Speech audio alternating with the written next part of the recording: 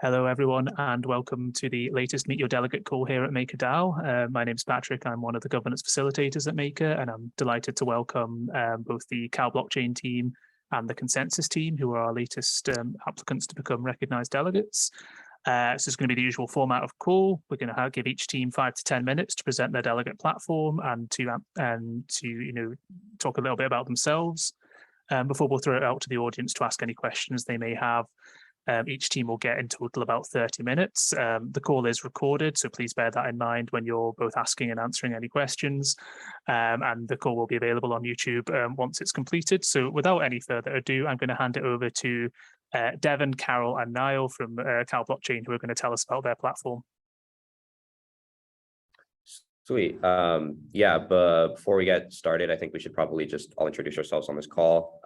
My name is David. I'm leading the governance department here at Blockchain at Berkeley, along with Anamira. I used to be the lead. I'm stepping back a bit.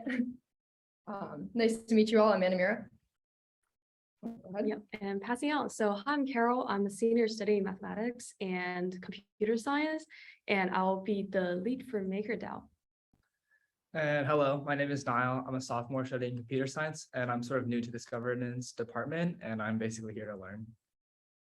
All right. Awesome. So I'll kick us start by introducing what Blockchain at Berkeley, or CalBlockchain, is about. So we're a club that was established since 2014, and we have more than 50 active members. We have a department in education where we post our fundamental decal courses on edX. We have consulting branch working on various internal and external projects, as well as research and accelerator that works actively in the blockchain space in the Bay Area. So aside from that, we also organize monthly ecosystem meetups and white paper circles so that we have exposure to our community.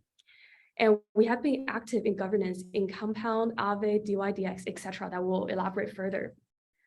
So while we, as you are seeing on the screen, are working actively on governance, the club as a whole is working on several functions that get us exposure to know what's going on in the real world and what people are concerned about.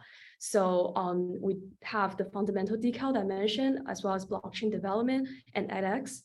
And then for research, we have I think we have research on DeFi, which our president published a paper in the past about stable sims, which is an agent-based simulation on MakerDAO collateral auctions. We also have projects in spaces like zero knowledge proof, FPGA, etc. And then for external, internal, we're active in grants program, accelerator for blockchain startups, as well as more. So we have introduced all of us here, and I'll pass on to Devon to talk us more about our previous governance engagement and experience.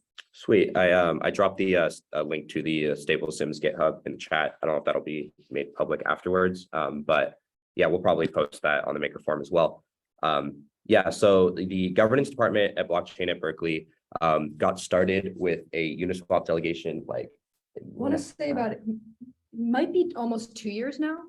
Since then, we've been ramping up on a number of other protocols like Aave, Compound, DYDX, Fei, or used to be on that.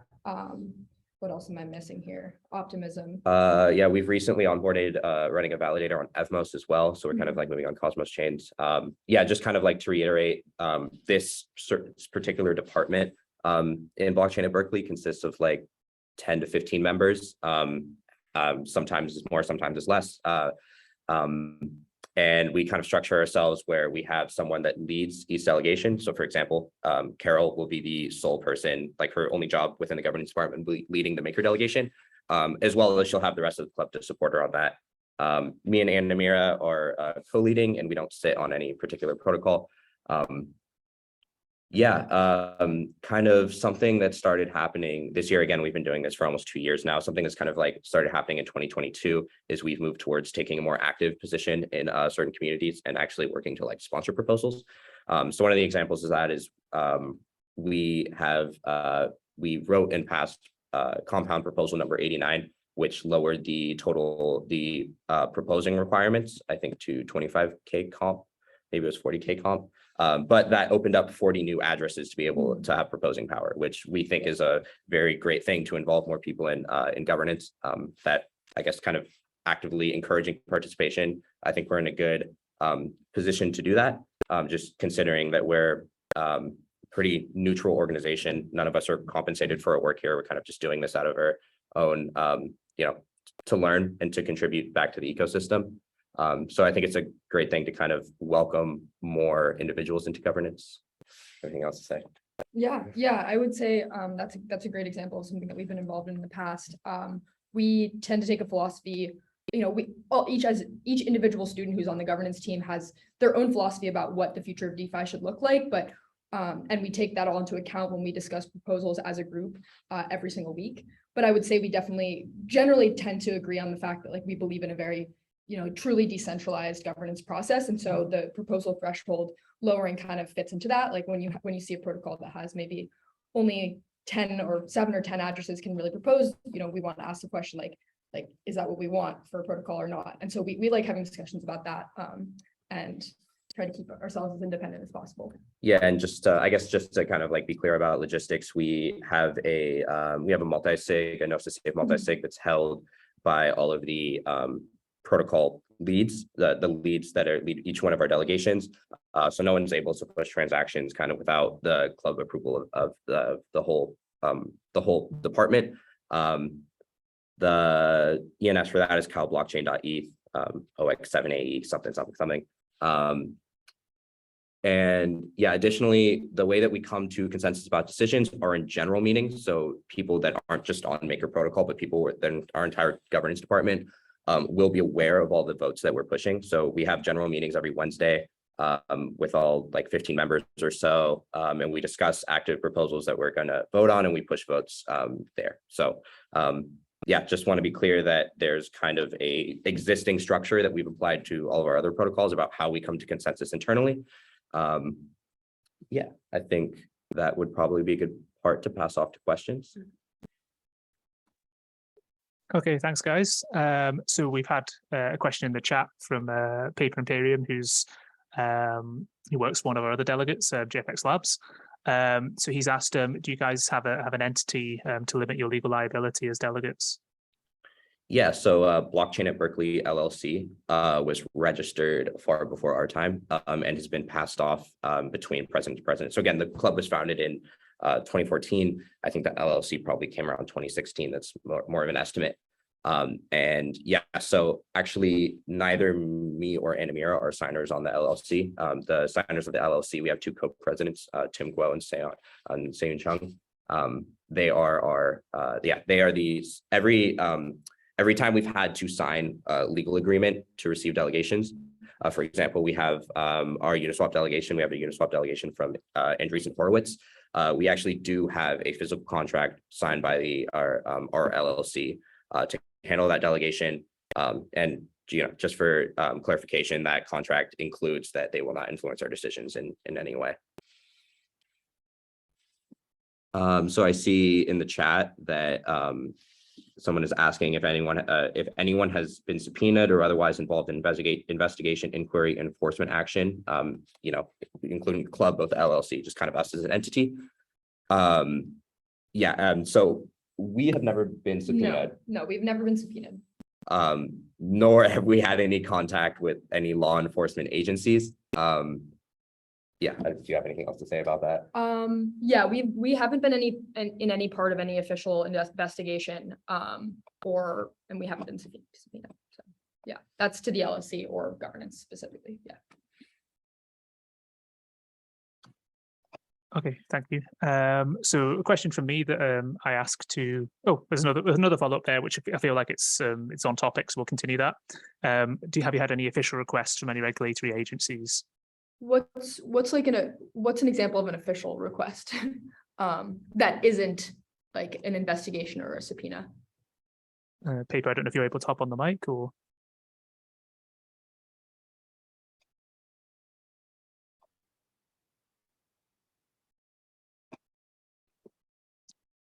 Maybe we'll come back to that one. Oh, there you go. Being asked through official channels for documentation or consultation. No, I don't. As far as I'm aware, we have not been asked through official channels for documentation or consultation. I can. Yeah, but we can also check in with the presidents about this to make Yeah. sure that we're giving you an accurate answer.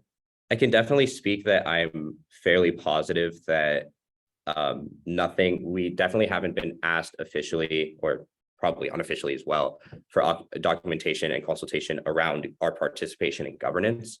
The reason that I'm kind of being hesitant with the answer is there may have been, and I'm saying this as in I've never heard anything about this, but if at some point we were asked to do, provide information about our education department and like how we structure our courses, I'm unsure if there's anything along those lines, but nothing around governance. Okay. Okay, thank you, Paper. So I'm now going to ask a question that I ask everyone who is related to one of the university groups. So does the group, the LLC itself, own any MKR tokens, or will it be looking for outside individuals to be delegating to the CalBlockchain delegate platform? So is this sort of a question about like conflict of interest and that kind of No, thing? no, you're welcome to delegate yourselves if you own MKR. I'm just curious, does the LLC own any MKR tokens or not? We do not. I need to double check that as well, Okay. but like, the LLC does, hold some assets. The governance team is somewhat disconnected from, like, the LLC has its own wallets that it manages. We have our multi-sig wallet as the governance team, which we manage, which holds only tokens that we use to vote, as well as like ETH or anything that we need to use to pay fees or gas fees. That's a different question.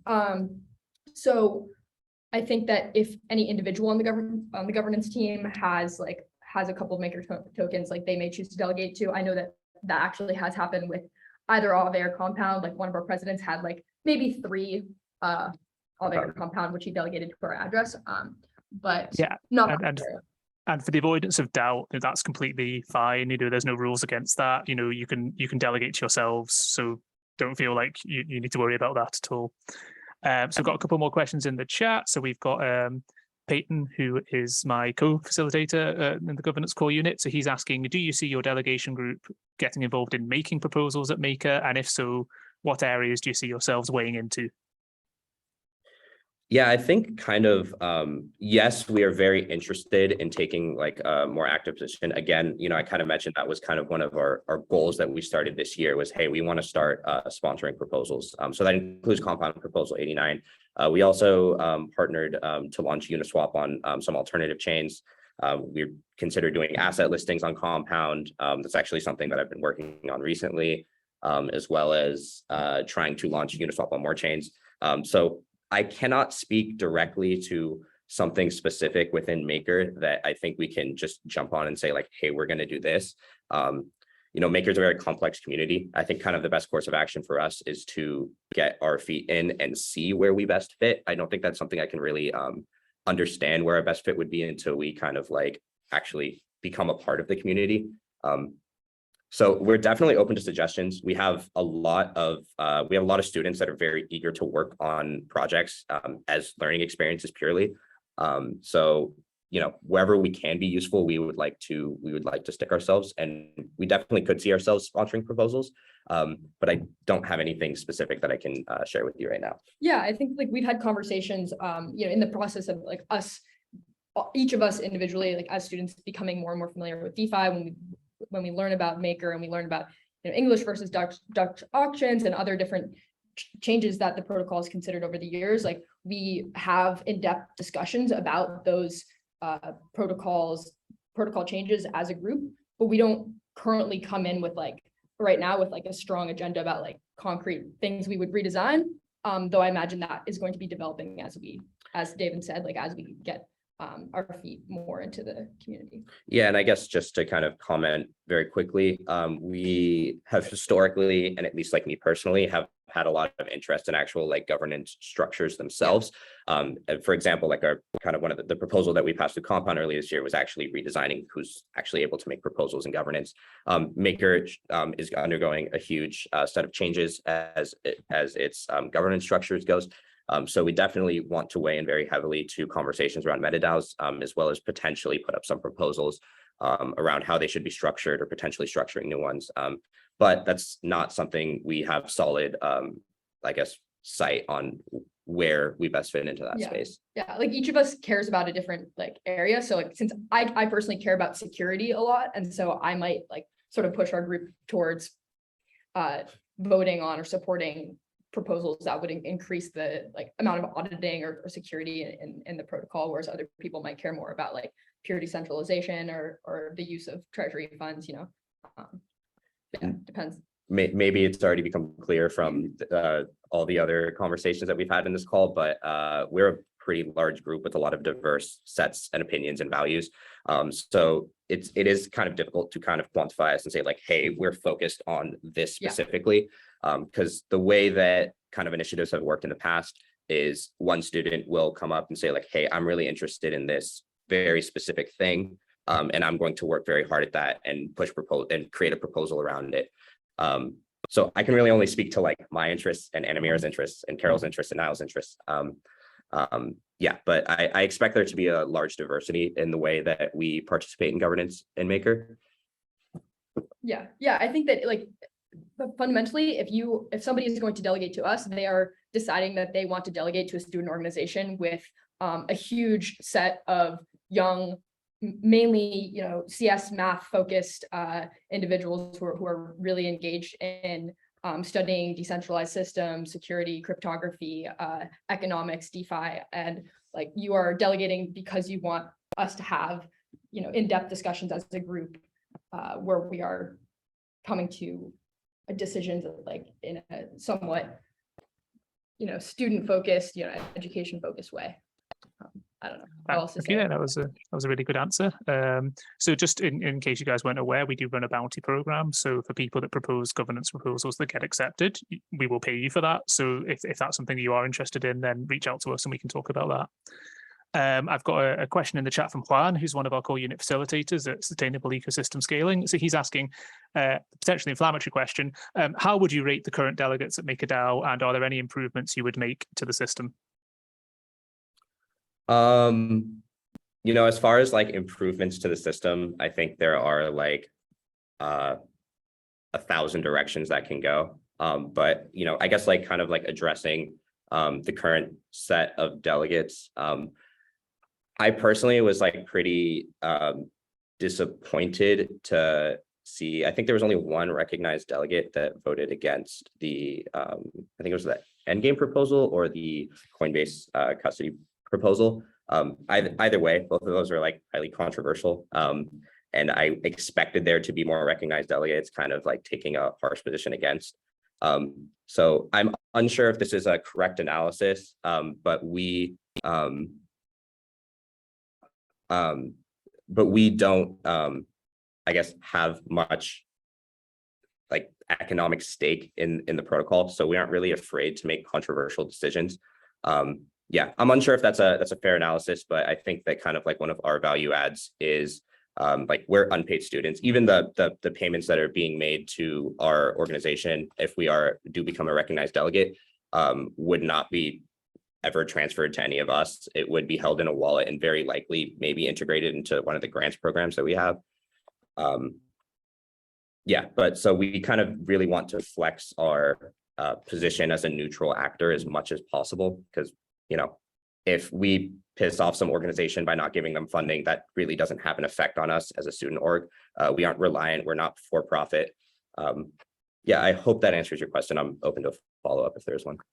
Well, I think the immediate follow up I can think of is, given you've opened the Pandora's box, is what was the CalBlockchain take on the endgame proposal? A perfect time to leave, Anamira. Yeah, so I mean, we definitely have we do. I actually can't speak to the entire club myself. I have some thoughts about it, and I think I was kind of, I guess, like confused what the direction becomes now, because it seems like a lot of different initiatives were approved, and it's just kind of a matter of like, okay, when we get down to the specifics about like how this is going to happen, I really hope the community positions itself in a way where we understand that a lot of the stuff we're doing is, even though like we may have approved a grand end game plan for governance, when it comes down to individual decisions, we need to have some flexibility about how that's implemented and how quickly that's implemented. And if we start moving in a direction where we're burning a ton of the treasury kind of doing things that aren't working, we should have understanding and be able to kind of lean back. Just I hope that things are taken slowly, kind of one step at a time, because I think there were a lot of stuff grouped in to the endgame proposal that we approved. Also, in general, I'm not very happy with proposals that include multiple provisions. I think that provisions should be voted on individually. We've dealt with that plenty of times as a delegate, and we tend to abstain from decisions that throw in multiple provisions inside of them.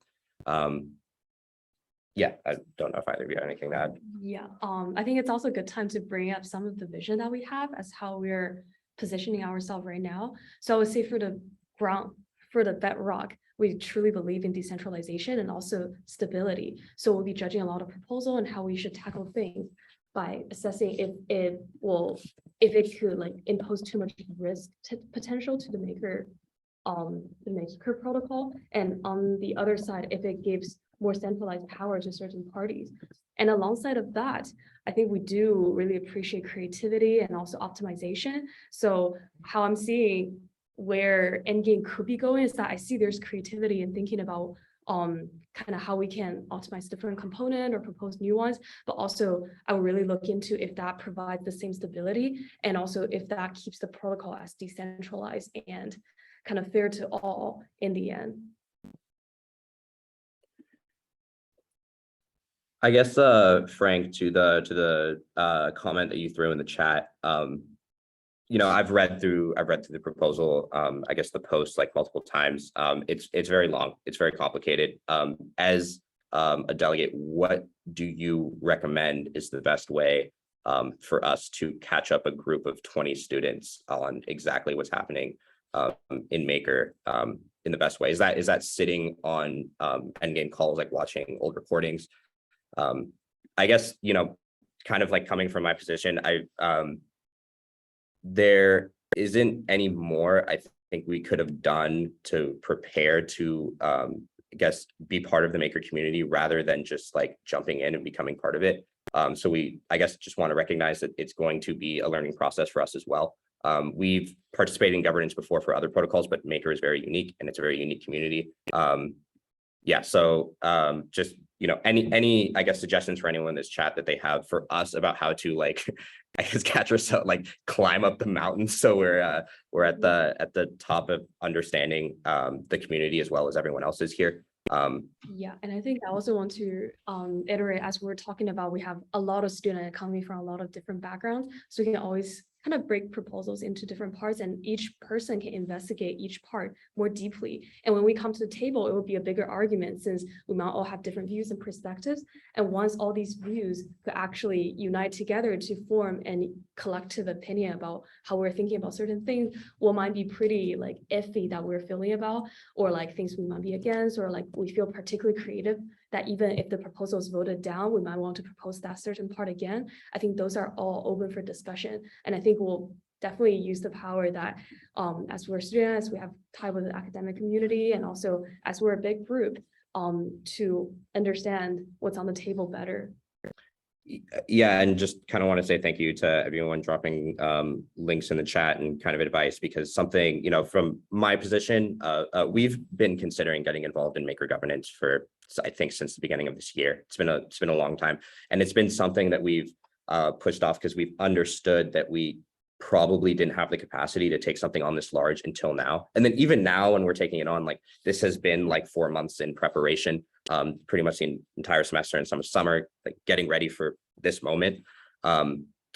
And I think from my perspective, as not the one directly running the Maker delegation, but kind of overseeing the entire club or the governance department, I appreciate advice and kind of how we can structure ourselves to be the most effective contributor to the Maker DAO as possible. And then, to speak of what Carol said, I think that we've performed very well having people that are specialized in a very specific part of protocols, because then, Maker has a lot of complex moving pieces to it.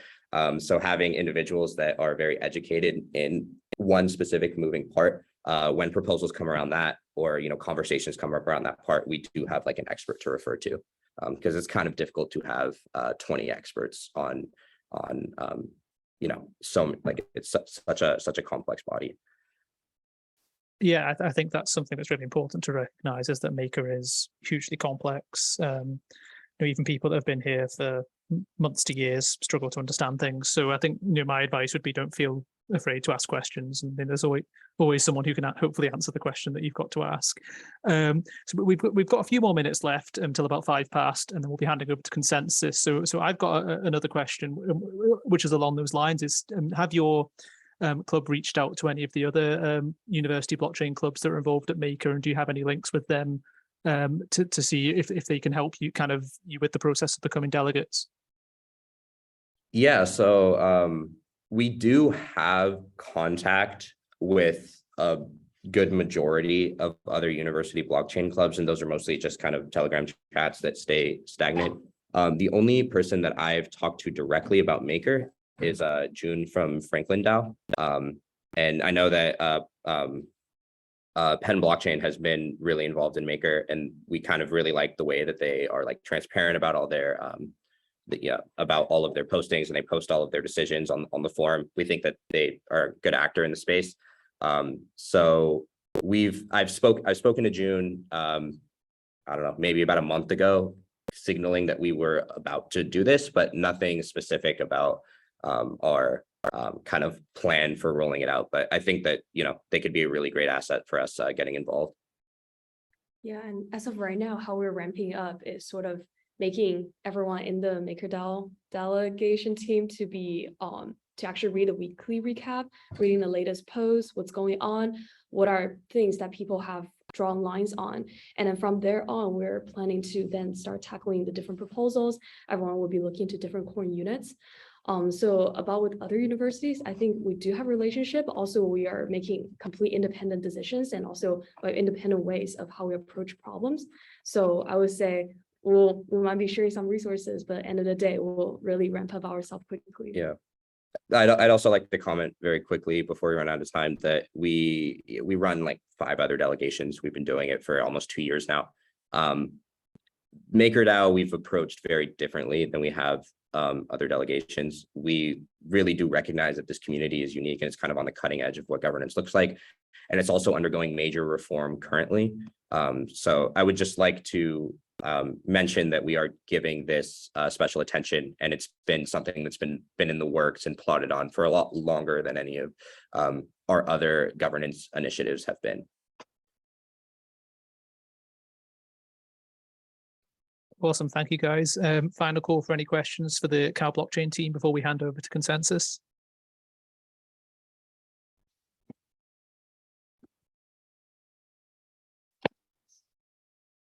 Thank you, everyone. Appreciate that. That's great. Thank you, guys. Okay, so now we've wrapped up with the CalBlockchain portion of the call. We're now going to hand over to Cam, James, and David, who are joining us from the ConsenSys team. I believe Cam's got some slides to share, so we'll get them up and then just take it away, 5 to 10 minutes, tell us about your platform, and then we'll move on to questions. Perfect. Thanks so much, Patrick. Quick shout out. Thank you, CalBlockchain Club. You guys were absolutely awesome, and it's super exciting to see you guys be more active in the space, more than you already are. So always here to help, and I think the entire community as well, but great platform. And so can you all see my screen? Yep, looks good to me. All right, awesome. So I think what makes sense here today, we just have a few slides. We'll introduce some of the team members who are here today. Some of them could not make it. And then we'll walk through our platform. So where our team sits within ConsenSys, we'll talk about ConsenSys a little bit, and then really dive in on how we make decisions and what we look for and what frameworks we use. From there, I think we can then head over to the question and answer. and more than happy to take any questions during the session as well as after the session. So we will be available. So up here on the screen, we have different professionals within ConsenSys who will lead different aspects of the delegation. We all sit within the same team, but again, kind of dealing with different aspects of the delegation. And so for the team members who are not here today is our head economist, Lex Soklin. Okay, so he kind of oversees the entirety of the group. We also have our DAO strategist lead, that's Marta Perkowski. And then one of our lead treasury analysts is unable to attend today as well. That's AJ Mattel. Okay. And so myself here, I'm Cameron O'Donnell. I am one of our DAO governance strategists here at ConsenSys. And I help to manage all of our governance participation. So that's delegating out, whether that's managing delegation inwards, as well as utilizing our governance votes within the ecosystem. We have a pretty unique method of utilizing our governance votes within the ecosystem that we'll touch upon in the next few slides here, but I'll pass it off to David for his intro. Yeah, hey everyone. I'm David Shuttleworth. As Cam mentioned, I'm an economist here at ConsenSys. I've been in the space professionally for like 6 years now. My background's in behavioral economics and data science, and I've spent the better half of about a decade or so thinking about token design and systems design. So big fan of Maker. It's been something I've been kind of doing from the sideline for a while now, and a chance to be like an actual delegate is pretty exciting. So great to meet. And also shout out CalBlockchain Club. I know that's not easy, but you guys did a really good job. So yep. I'll pass it to James. Hey guys, nice to meet you all. My name is James with ConsenSys Crypto Economics team. My background is in traditional finance prior to joining ConsenSys, and lately been focused on primarily in terms of treasury management for ConsenSys treasury portfolio, talking about the macro landscape, all things investments from a bottoms-up fundamentals perspective, and been lately focused on trying to increase meta governance for our treasury portfolio as well. And so excited to be here on the call, and excited to be sharing what we all are thinking about. Off to you, Ken. Awesome. Thank you. And so just to kind of level set here, ConsenSys, a leading Ethereum protocol software development company. So, a lot of our products that you see on the screen, right, we're very familiar with, from MetaMask to Truffle, Ganache, our diligence platform, and various clients. We help millions of people access Web3, and we help facilitate billions of transactions, right? And so it's quite the responsibility and quite the history that we've had over the past few years. And we're super, super excited that over the past 6 months, we really started focusing on being active network participants. So we'll talk about that a little bit. I'm going to pass it to David here to discuss about our crypto economic team. Yeah, I can just give a very high level overview here. I think in general, like one question we get asked is like, what is crypto economics? At ConsenSys, we kind of think about it in 3 different pillars. One is token engineering, right? And that's kind of my specialty. It's thinking about, what makes sense from a tokenomics standpoint, like what are best practices for designing a token, essentially identifying objective functions and getting people to, or getting users to kind of use the token the way that you had designed to see fit. And from an investment strategy, we have, we're pretty active in the space. We see ourselves as kind of thought leaders and collaborators. So we spend a lot of time, thinking beyond Ethereum and extending throughout the entire ecosystem and figuring out like, what's the next best tech. So we're very, very active in the space. We look at, internal and external investments, but also kind of managing our own treasury and also treasuries of other participants. And then the last pillar, I kind of think Cam touched upon it a little bit, but we're becoming more active in kind of the Web3 space, particularly around DAOs. We're building a lot of the DAO tooling out internally. We're doing a lot of different experiments in-house right now. I think the one that got kicked off publicly is Village DAO. It's, we released it like, a few weeks ago. But the point is that we spent a lot of time thinking about DAO tooling, DAO structuring, DAO governance. And we're making, it's been something that we've been doing for a while. We're making a stronger push to kind of get more active in the space, which kind of brings us here. Yeah, definitely. And just to add on some of the really cool aspects in terms of what ConsenSys is doing with DAOs, we've actually implemented this program internally at ConsenSys called DAO Days, and so this is once or twice a month. Every ConsenSys employee is given an entire day back to go out and contribute to DAOs. Along those lines, we also bring in some speakers and different education. We have different education modules put into place to help educate, and encourage our employees to get out there and contribute to DAOs. So some really, really awesome progress there, and super excited to be a part of the team. And so let's jump forward here. We'll talk why maker governance, and then we'll jump into how we'll go about it, how we will go about making these decisions. So look, maker is at the forefront of DAO's operations and governance, right? Likely because it's never really been done to this scale, right? And this publicly. And so we see maker specifically as representing the entirety of the Web3 space, right? And DeFi. So we share these core values, right? Decentralization, sovereign individualism, transparency, accountability, authenticity, open source contribution, right? These are some of the values that are core to us as ConsenSys, that are core to the Web3 community, and we believe are core to Maker as well, right? So these are some of the things that we'll really push for. In terms of vision and focus, we really want to look at the long and short-term sustainability of operations, right? We want to ensure that operations will continue, under various circumstances. We also believe we have a unique team that's able to analyze this and help to position MakerDAO to move forward. We think fluidity in decision-making is very important. And so to increase this for the organization, we hope to be stewards, to aid in conversation, to produce research, really to have healthy debates with.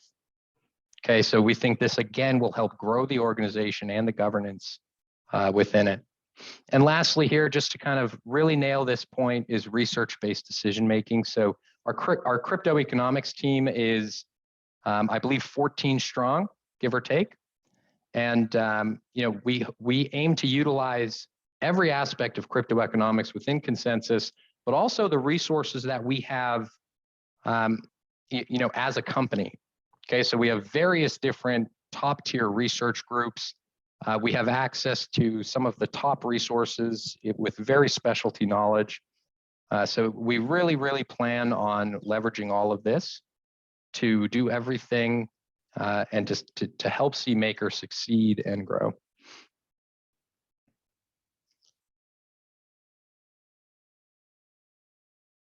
And so when we make a decision, and this is actually the very same decision framework that we use internally when analyzing proposals, a few things. First and foremost is we take three main aspects into consideration. First is our values as a company. Okay, the second is the values of the industry. And the third is we have to look at the proposal standalone as well, okay, and compare that.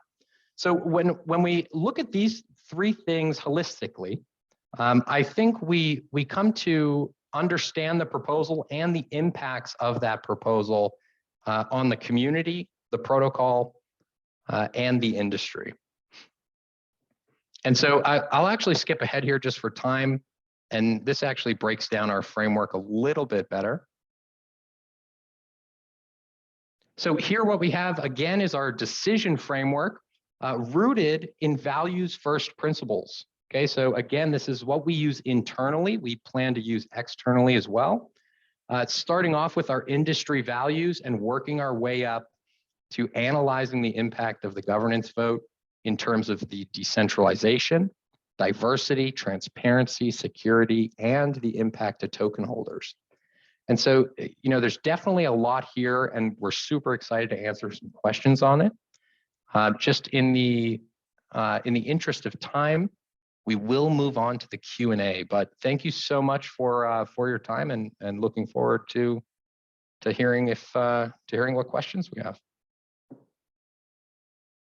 Thank you, guys.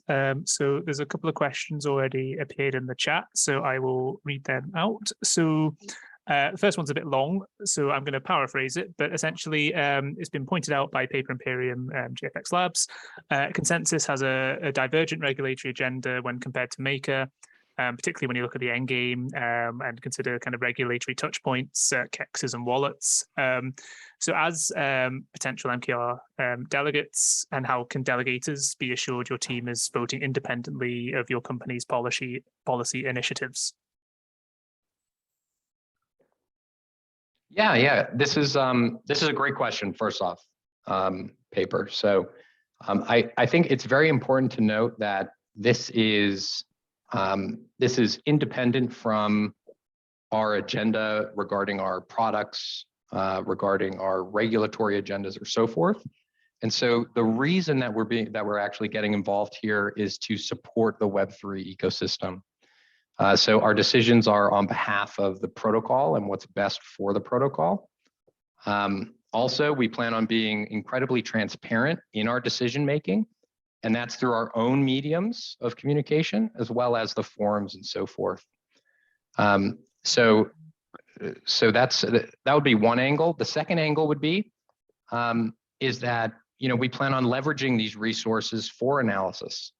So whether that's specialty regulatory, or special technical resources, I think we'll surely bring those folks in just to further the depth of analysis. But I think transparency will be key there. Kind of following up on that kind of transparency topic, there was a question from Juan. So will you be proposing partnerships with Maker and ConsenSys products? No. So that's it's definitely not currently on the agenda, and I'm not sure if that's ever been done prior as well. But the goal of this delegation is to promote the effective governance of the Maker protocol. And so, down the road, if that ever does present itself as an opportunity, again, it will be transparent and, open. Okay, and then another question in the chat here from Johnny, who's the One Stone delegate. So what is your delegation's view on the DAI peg, for example, the USDC PSM? And I assume that question is, should we be looking to keep a tight peg to USD, or should a soft peg be more appropriate?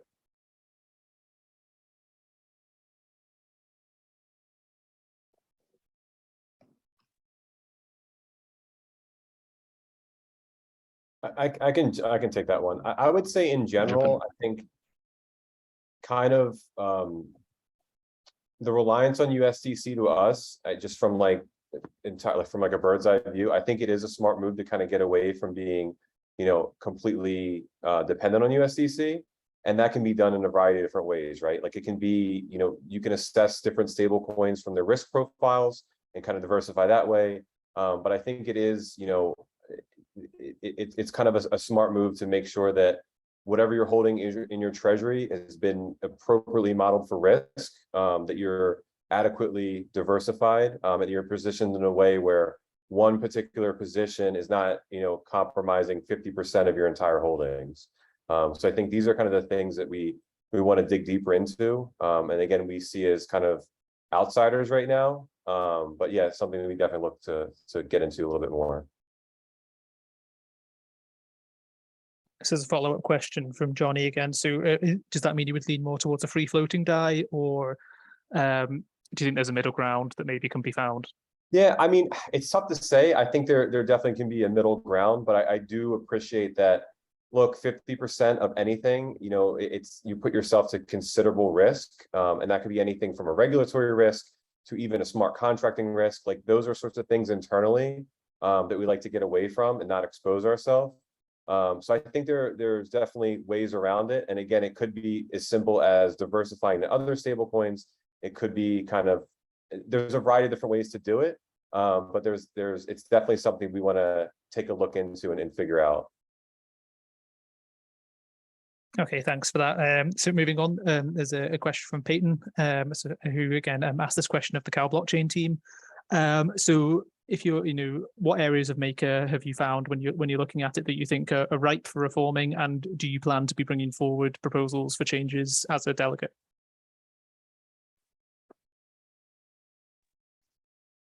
Yeah, but Patrick, can you repeat that really quick? You cut out So my end. So Peyton's just asking, kind of, given your research wing, are there areas of Maker that you found that are ripe for reforming? And do you plan to bring forward proposals as delegates to make changes at Maker? Yeah, definitely. I think one of the responsibilities as a delegate is to look at the protocol and see where you can improve it, right? And that can be anywhere from operationally or from a governance standpoint, or even a technical aspect. And so I think there's ample opportunity to create proposals. Although, I personally certainly do not like to have that as a specific goal, just because you never want to force certain proposals. And so when that opportunity presents itself, we will definitely play a part in that. And again, with our team, uniquely positioned from a financial aspect, from a mechanism design aspect, as well as governance and operations. And so I think there'll be lots of opportunities to get involved and help to author some of those proposals. Okay, thank you. So again, a question I ask to everyone that comes through: does ConsenSys own MKR tokens, and will they be delegating to the ConsenSys delegate platform? Yes, yeah. So we do we hold we do hold MKR tokens. We're under 700 MKR tokens. We will not be self-delegating that entire amount, just because we want to ensure that we remain objective within our delegation. And so I think just a small number just to get us started with our delegation, but those will be kept separate. Okay, thank you. And again, just to reiterate that there isn't any rules against self-delegation. That's perfectly, legitimate in a permissionless decentralized system. Okay, so going back to the chat, so it's been asked, have you been looking at Maker's financials? If yes, do you feel that they appropriately characterize Maker's current position? And I think that was asked particularly because of the economic background of some of the team.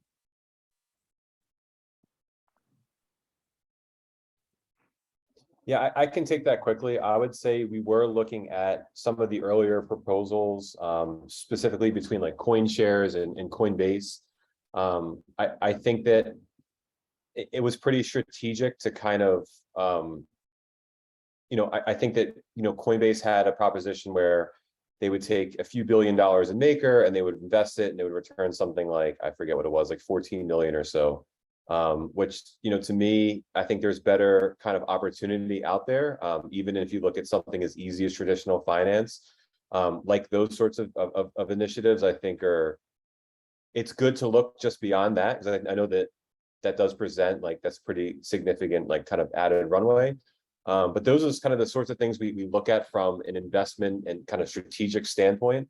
And I think that, look, you should always kind of deploy capital where you can, but do it in a risk intelligent way where you're not, necessarily you're always risk on, or you want to make sure that you do it in a way that's sustainable and then kind of acts almost as if it's like an endowment, right? Maker is well positioned where they have lots within the treasury, but unfortunately, a lot of that hasn't been actually used to bring in, to generate more revenue, make it sustainable.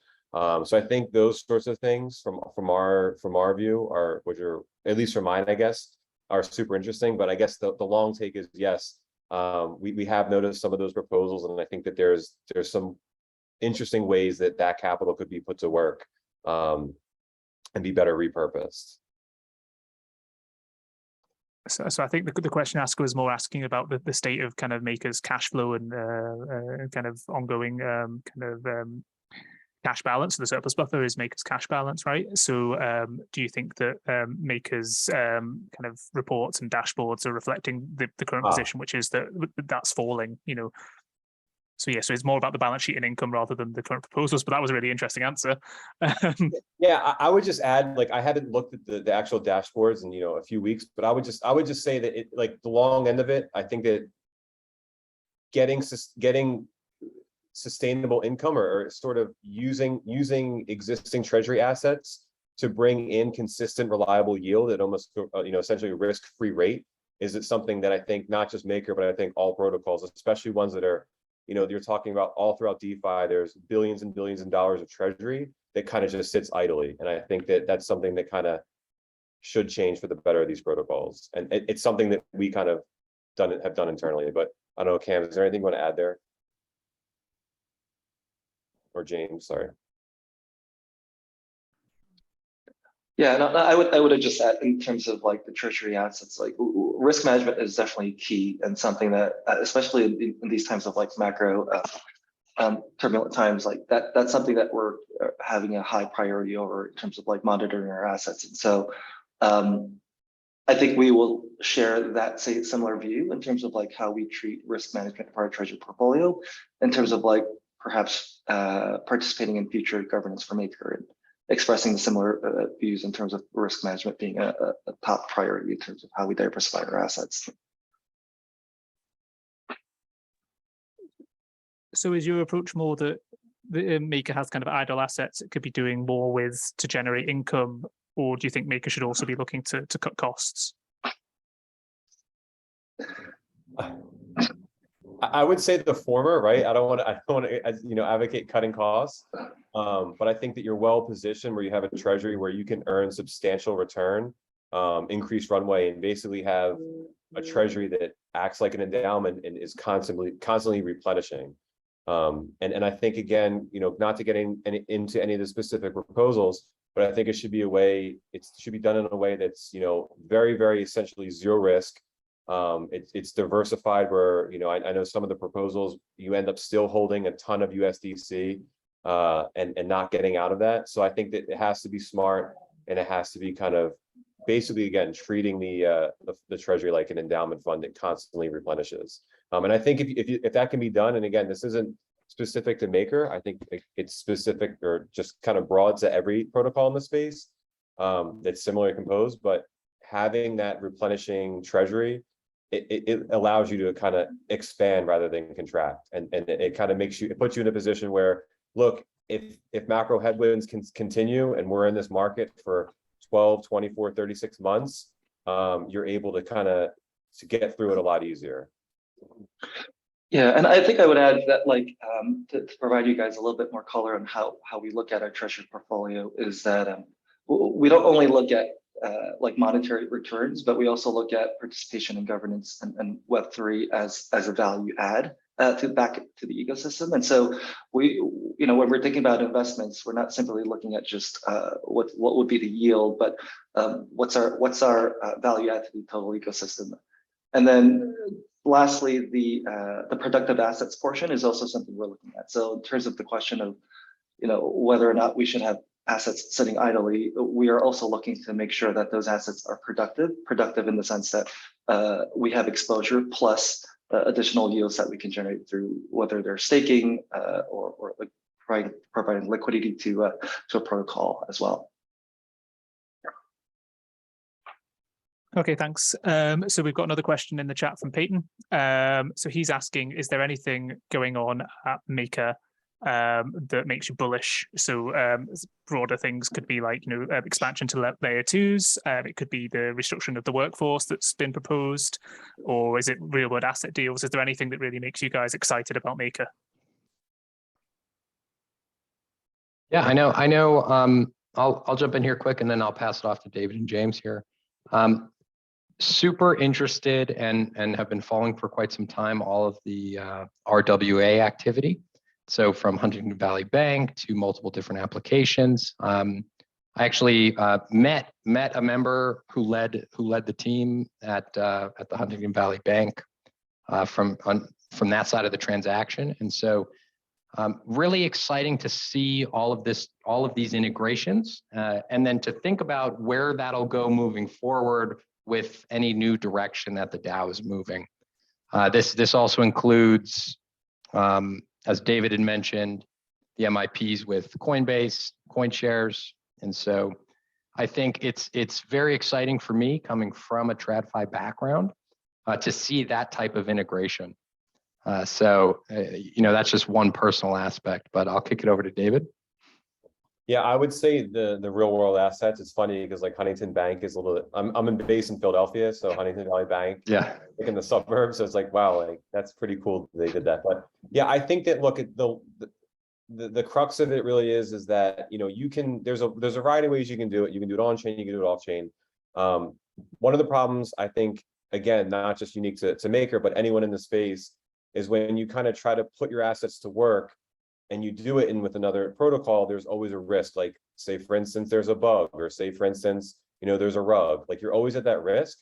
I think the good thing about real world assets, and not to say that they should compromise or they should compose your entire treasury, but I think it's a portion of it, is that look, if that person defaults, that you have a claim, we're going to court, we're going to get the money back. So I think like having that kind of layer of security, it takes a lot of the risk off. And just kind of it just strengthens your overall treasury portfolio. So the real world asset stuff I think is super exciting. It's never really been done to this extent. Very excited to see kind of where it goes and how it shapes and shakes out.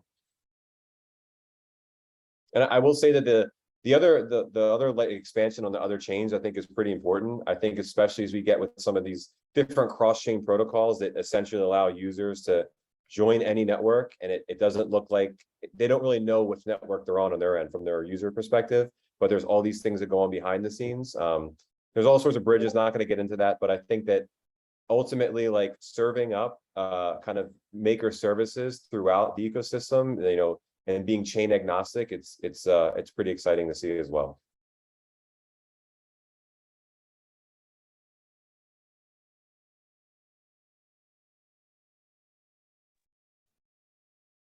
So Juan's just made a point in the chat there that he's maybe disagreeing with your stance on the real world assets and the legal structures, because he's raising the fact that Celsius repaid 100% of their debt to make a DAO because it was locked in smart contracts, which is maybe something you can't achieve with a real world legal structure. So just wondering if you have any comments or responses to that. Yeah, I mean, you can. That's certainly a valid point. You can get those where you're locked in smart contracts, and basically, I think it was very fortunate that they were structured that way, where they actually were able to get it all back because it was smart contracting. But I meant more of terms of like a rug or like a specific bug or some sort of hack. I think that you kind of run that risk, or just even kind of a human error where, oh, I accidentally meant to bridge it to this chain, but it went to here, and it's now in the ether, it's gone. I think that having real world assets, ones that have actual claims that can be carried out in the court system, and that you can't just necessarily get away with it and wash your hands with. I think that's kind of what the angle is getting at, is they have actual claims, and there is enforceability. Diversification. Yeah. Right. And again, it's not to say that they definitely should not be all real world assets, but I think it's worthwhile to explore. Yeah.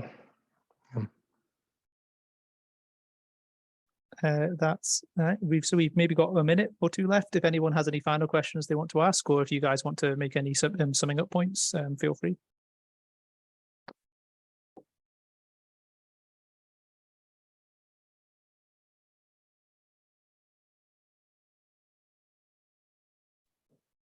But if not, I think we'll end the recording there. So thanks everyone for coming. So next steps, we'll be uploading this call to YouTube, to the MakerDAO YouTube channel, and where anyone will be able to view it.